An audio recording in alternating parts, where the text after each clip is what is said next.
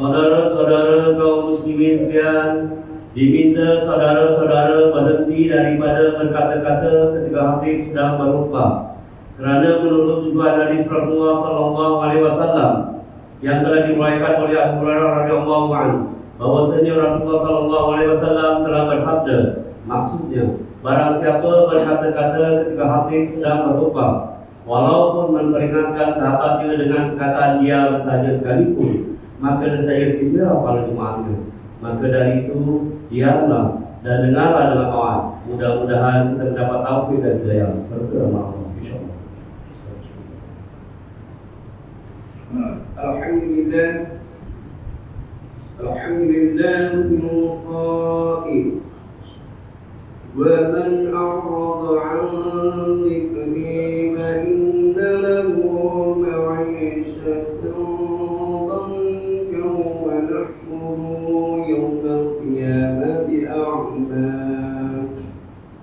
أشهد أن لا إله إلا الله وحده لا شريك له وأشهد أن سيدنا محمدا عبده ورسوله اللهم صل وسلم على سيدنا محمد وعلى آله وأصحابه أجمعين أما بعد فيا عباد الله اتقوا الله أوصيكم وإياي بتقوى الله المتقون قال الله تعالى في كتابه العزيز يا أيها الذين آمنوا أطيعوا الله وأطيعوا الرسول وأولي الأمر منكم فإن تنازعتم في شيء فردوه إلى الله والرسول إن كنتم تؤمنون بالله واليوم الآخر ذلك خير وأحسن تأويلا.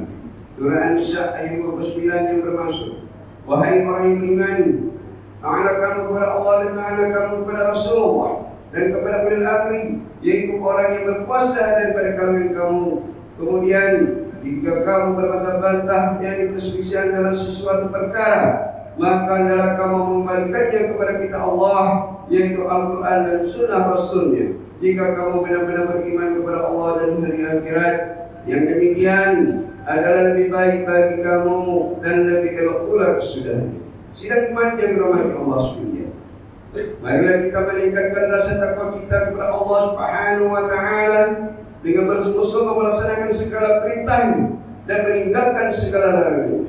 Mudah-mudahan kita tidak tergolong di dalam kumpulan orang-orang yang hina di sisi Allah dan hidup miskin di akhirat.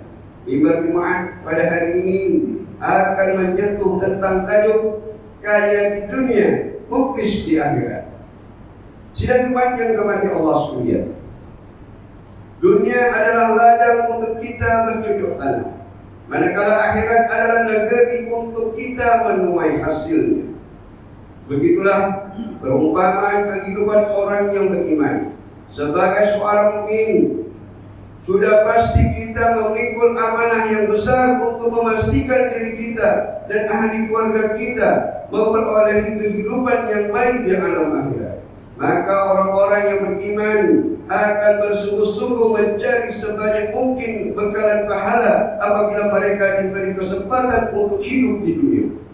Sedangkan orang-orang yang tertutup hatinya daripada petunjuk Allah, maka mereka akan tenggelam dengan keseronokan di dunia dan akan dibangkitkan di alam akhirat seperti orang yang buta. Firman Allah Subhanahu wa taala dalam surat Taha ayat 124 yang dibacakan pada awal khutbah tadi yang bermaksud, dan sesiapa yang berpaling daripada peringatanku, maka dia akan menjalani kehidupan yang sempit, dan kami akan menyebutkannya pada hari kiamat dalam keadaan buta. Para ulama tafsir mengatakan bahwa mereka yang dikatakan buta pada hari kiamat itu ialah mereka yang dikaburkan penglihatannya, kecuali hanya dapat melihat neraka jahanam yang berada di hadapan mereka. Mereka akan meraba-raba seperti keadaan orang yang dalam kesesatan. Mereka heran akan keadaan diri mereka pada waktu itu, karena dahulu ketika di dunia mereka dapat melihat seperti orang lain. Lalu golongan ini bertanya kepada Allah Subhanahu wa taala sebagaimana dalam surah Taha ayat 125 yang bermaksud, wahai Tuhanku, Mengapakah engkau menghimpunkan aku dalam keadaan buta, padahal aku dahulunya seorang yang jelek? Allah Subhanahu wa taala berfirman, demikianlah telah datang kepadamu bukti keadaan keterangan kami, lalu kamu melupakannya. Dan begitulah pada hari ini kamu berada dalam keadaan dilupakan. Ma'asyiral muslimin rahimakumullah. Begitulah keadaan yang digambarkan oleh Al-Quran tentang perihal orang-orang yang lalai ketika di dunia. Segala amalan kita ketika di dunia ini akan dibentangkan dan diperlihatkan di alam akhirat. Pada ketika itu kita akan melihat segala amalan dan perbuatan kita semasa hidup. Ada yang diberi ganjaran pahala dan ada juga yang dihitung sebagai dosa. Tidak ada satu pun yang akan terlepas daripada perhitungan Allah Subhanahu wa taala, walaupun ianya hanya sebesar darah. Mereka yang memikul dosa yang banyak akan merasa takut dengan keadaan diri mereka. Ada daripada kalangan kita yang hidup kaya ketika di dunia, akan tetapi menjadi miskin di akhirat. Dalam arti kata yang lain, mereka ini banyak melakukan amalan kebaikan semasa di dunia, akan tetapi ketika di akhirat mereka ini tergolong dalam golongan miskin ataupun muflis. Bagaimanakah boleh terjadi hal yang sedemikian? Jawabannya adalah karena semasa hidup di dunia mereka banyak melakukan kezaliman terhadap orang lain dan memikul banyak dosa sesama manusia. Mereka inilah orang yang muflis di akhirat. Dalam sebuah hadis yang diriwayatkan daripada Abu Hurairah radhiyallahu anhu, baginda Rasulullah sallallahu alaihi wasallam pernah bersabda yang bermaksud, tahukah kamu siapakah orang yang muflis itu? Para sahabat menjawab, orang yang muflis di kalangan kami, orang yang muflis di kalangan kami adalah orang yang sudah tidak lagi memiliki dirham dan harta benda. Lalu baginda bersabda, orang yang muflis itu adalah orang yang datang pada hari kiamat dengan membawa amalan salat, zakat dan puasa. Namun pada masa yang sama dia juga membawa dosa mencaci maki, menuduh orang lain, memakan harta milik orang, membunuh nyawa yang tidak berdosa dan menyakiti orang lain. Amal-amal kebaikan dibahagikan kepada orang-orang tersebut. Jika hak orang yang pernah dizalimi itu belum dapat dipenuhinya, sedangkan amal-amal kebaikannya sudah pun habis, maka kesalahan-kesalahan mereka, yakni orang yang dizalimi itu pula diambil lalu dipikulkan ke atasnya. Kemudian dia dilemparkan ke dalam api neraka. Sidang umat yang dirahmati Allah sekalian, alangkah ruginya golongan muflis ini.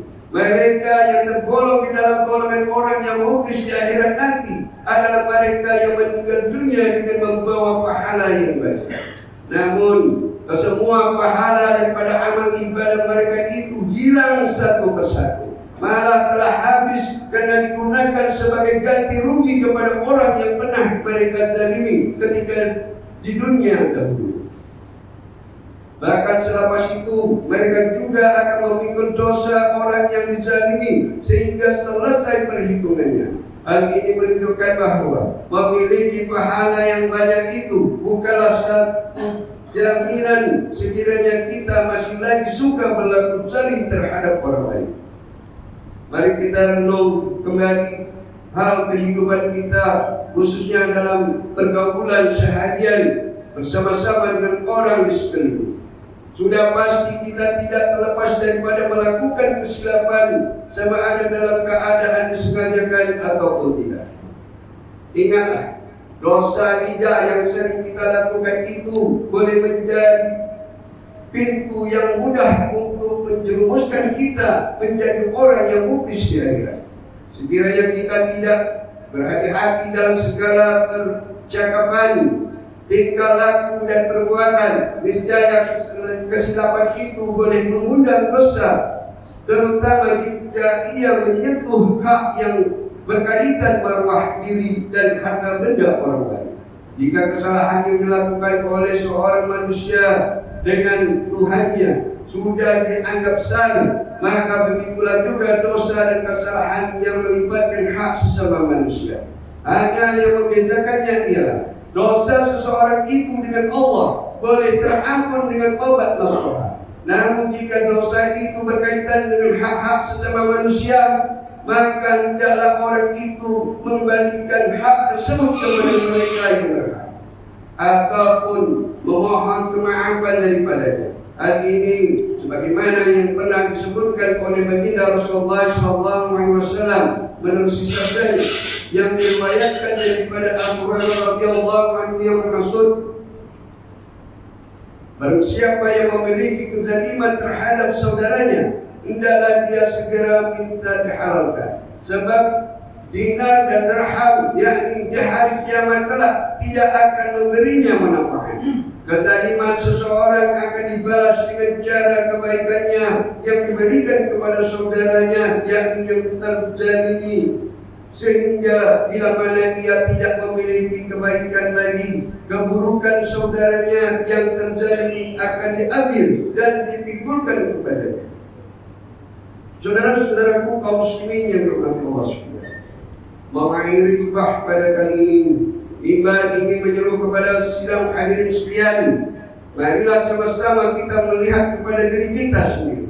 Adakah kita ini sudah membuat persiapan yang cukup untuk bertemu dengan Allah Subhanahu wa Ta'ala? Adakah segala amalan yang kita telah usahakan di dunia ini akan dipandang dengan pandangan rahmat daripada Allah Subhanahu wa Ta'ala? Marilah kita mencari daripada perkara yang boleh menjerumuskan diri kita ke lembah dosa. Setiap kata-kata dan tindakan yang kita lakukan akan dipertanggungjawabkan di akhirat kelak. Beramalah untuk mendapatkan kesenangan di akhirat, seolah-olah kamu akan mati pada keesokan hari. Mudah-mudahan kita tidak tergolong dalam golongan mereka yang kaya di dunia akan tetapi miskin di akhirat. Firman Allah Subhanahu wa Ta'ala dalam surah Az-Zalzalah ayat 7 dan 8. A'udzu billahi minasy syaithanir rajim. Faman ya'mal mithqala dzarratin khairan yarah wa man ya'mal mithqala dzarratin syarran yarah. Yang bermaksud, maka sesiapa melakukan kebaikan seberat zarah, niscaya akan dilihatnya dalam suratan amalnya. Dan sesiapa melakukan kejahatan seberat zarah, niscaya akan dilihatnya yakni dalam suratan amalnya. Barakallahu wa lakum bil Qur'anil azim wa nafa'ani wa iyyakum bima fihi min al-ayati wa dhikril hakim wa taqabbal minni wa minkum tilawatahu innahu was-sami'ul 'alim. Aqulu qawli hadza wa astaghfirullahal 'azim li wa lakum wa lisa'iril muslimin wal muslimat wal mu'minin wal mu'minat fastaghfiruhu ya qawmal mustaghfirin wa ya najatat taibin. آمين يا موافق طاعين ووفقنا لطاعتك أجمعين وتب علينا وعلى المسلمين واغفر ذنب من يكون أستغفر الله أستغفر الله.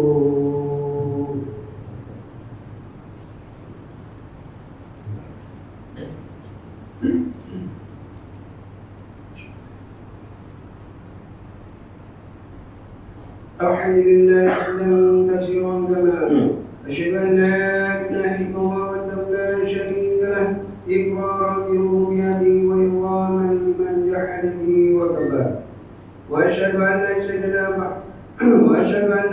Muhammadan sayyidul bashar sallallahu alaihi wa sallam Muhammadin wa ala alihi wa sahbihi ma tadra'un bi nadari wa hum bi qawla amma ba'du fa ya ibadallah ittaqullaha fima amara wa ta'amanakum anhu wa lana. Wahai hamba Allah, ingatlah bahwa dunia ini adalah tempat tumpangan untuk sementara. Akhirat adalah sebenar-benar tempat yang kekal untuk selama-lamanya. Oleh itu, marilah kita bertakwa kepada Allah untuk mendapatkan kebahagiaan serta menyelamatkan diri daripada siksaan api neraka.